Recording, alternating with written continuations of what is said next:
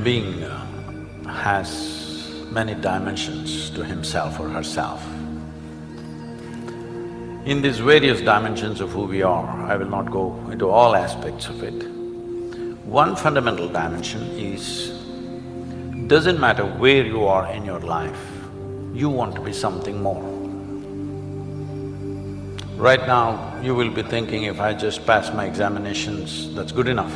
But the moment you pass, you know it's meaningless, you want to find a job. The moment you find a job, you know that's meaningless, you want something else. It just goes on like this. Doesn't matter where you are, you want to be something more. Yeah, I already responded to this last time, and I hope that part gets cut.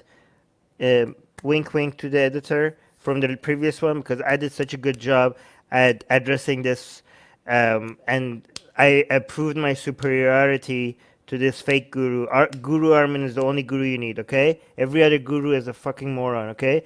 The fact that this guru, this guy with his nonsense suggestions has such a huge following shows to me that most of the planet is insane, okay? I gave you the solution to this problem, okay? I already gave you the solution to this problem. What I said before, for the people that missed it, is that yes, every time everybody keeps chasing a dream, and once that dream comes true, they enjoy it for a little while, and then they get used to it, and then they're unhappy again, right? Whether it's wealth, whether it's not followers, whether it's fame, whether it's whatever goals you have, you chase it, and then you get it, and then you enjoy it for a week, for a month, sometimes even for half a day, and then you feel empty, and then you end up like feeling unhappy again, and you spend your entire life chasing dreams and never actually enjoying your life, right? And I told you last time that the trick to happiness is to find the processes and the methods of achieving your goal that are enjoyable by themselves. You have to find processes that make you happy, not just the destination. It can't be the goals should not be the main thing that makes you happy. The process of achieving the goal, you have to find the processes that they by themselves make you happy. And the examples that I gave you last time is that you cannot be like, oh, I want to lose this much weight, and once I get to this weight, I'm going to be happy. You have to find a way like to say, I enjoy this fucking diet. I love this fucking diet. I enjoy this type of cardio. I enjoy the feeling of lifting weights. I enjoy, like, you have to find that. You cannot be like, oh, I'm happy, I'm going to suffer through this until I hit that goal, and then I'm going to be happy. That's a recipe for a miserable life. Okay? You cannot be like, oh, I'm going to work hard, and I'm going to suffer, and I'm going to make this much money, and then when I make this much money, I'm going to be happy.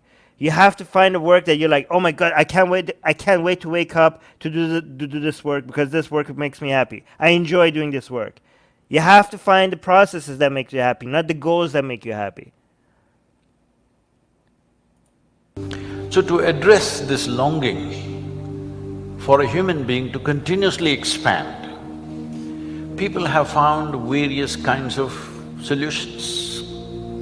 These solutions over a period of time have gotten concocted into all kinds of philosophies, ideologies, belief systems. Yeah, and they're all wrong. What I gave you is the ultimate solution. And become variety of what you may say as religion. By the way, when he says religion, he's saying it in a negative way. And just look at the way he's going to describe religion. Everything he doesn't like is a religion, but the things that they're doing is not a religion. But essentially, it is this longing that people want to expand. They don't know how. And each one finds… By the way, he sounds more profound because he has the music behind what he's saying, okay? He's just like spewing nonsense, but there's a song going like, ding dong, like that, and then we're like, oh my God, look at this wisdom coming at me, even though he's spewing nonsense. He's just spewing nonsense, and people are like, my God, look at the wisdom. The music makes it sound more wise than it is. Don't get tricked by the music. Their own way. Now today's way is, your idea of expansion is how many followers you got on the Facebook or Instagram. You have 1,000, you want 10,000, you have 10,000, you want 1,000,000. Again, this is something that people make fun of, even though it has been something.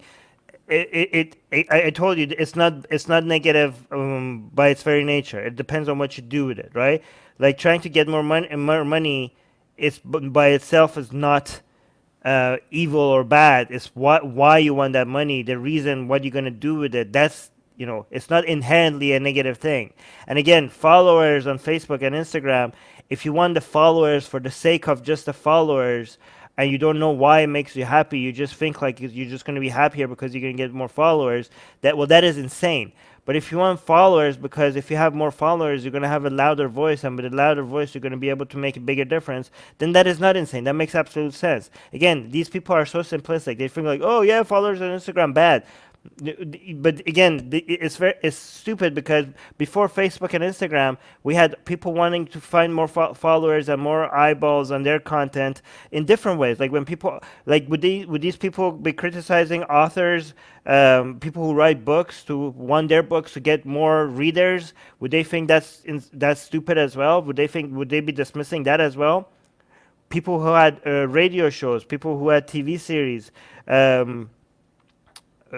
Himself, gurus who have followers, gurus that have followers before Facebook and Instagram. They had followers. Their followers were not on social media, but they wanted more followers, right? Again, none of this is inherently bad or good. It really depends. But this level of nuance is too complicated for Sadhguru's followers, because he's an idiot and he's taking advantage of idiots who, just because they think like, oh, look at him, he has a big beard and he dresses up like this, he must be wise. Oh, like wise old man.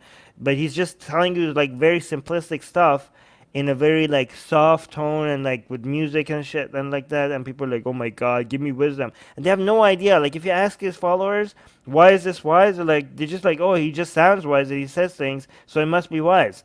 And he just looks like a wise man, so these must be wise. But if you ask them to like analyze it and figure out like, why is he right about this, they're not going to be able to tell you why, because they just accept it. Well, that's your way, that's your religion, right? Like that's your religion. Yeah, really fucking moron. That's a religion. If people want Facebook followers and Instagram followers, that's a religion. What's your base? Again, I tell you, these people, this is their level of criticism. Like, oh, you want this? You're following this? That's a religion. Based on these people's definition of religion, everything could be a religion. That's how this is the level of discourse that they have. This is the criticism. He's not telling you why that's wrong or good. He's just like, oh, you're just following that. Well, that's a religion then. Oh, okay, great. That's bad, I guess, right? I mean, what is not a religion based on the standard? A TV show could be a religion based on everything. Somebody who enjoys knitting and now is going and hanging out with other people who enjoy knitting based on these loose definitions of religion, all of a sudden that becomes, they're meeting once a week and they're talking about it and they have books and they're like blah blah blah. Well, that sounds like a religion. Everything is a religion then. Right now, you need to understand this. Well, maybe in another 50, 100 years, there may be a FB religion. Look, his audience is laughing. Oh, yeah. Look at these other people following things that are not worthy. But we're listening to you. We are getting wisdom for you. But all those other people, they want Facebook likes and Instagram followers. Again, it's nothing different from what you're doing, you fucking moron. You have been doing this whole guru shit because you want followers, because you want to expand your following. You were doing this before Facebook and Twitter and Instagram, but you were growing your following. Maybe it wasn't on social media, but it is a following. What's the fucking difference?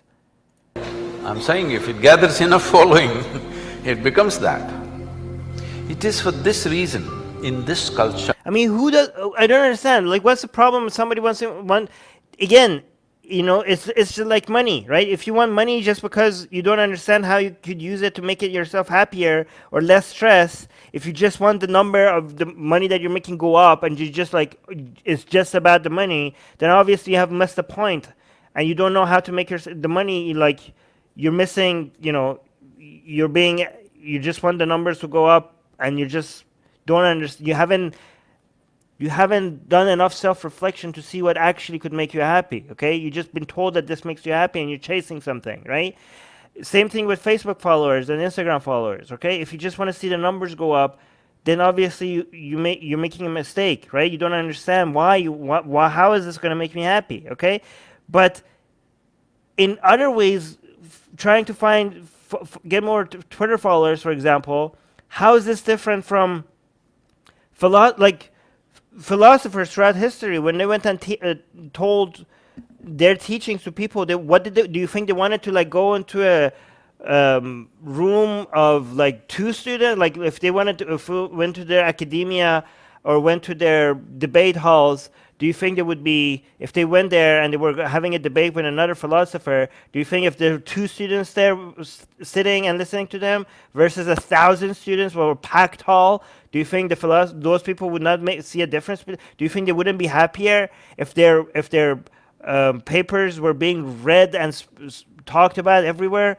Of course. Do you think people want the ideas to just go out there and just be like just in a empty vacuum where nobody could like hear it or see it? Do you think it has been like that before social media? Nobody cared about how many people are listening to them. Do you think authors who wrote books before social media, they wrote it thinking like, I hope nobody reads my books? Like, what is this? These are just like boomer talk. This is a boomer. Yeah, Sadhguru is like a boomer. Like, oh, social media, people want more followers. Why so sad? Everything new, everything modern is bad.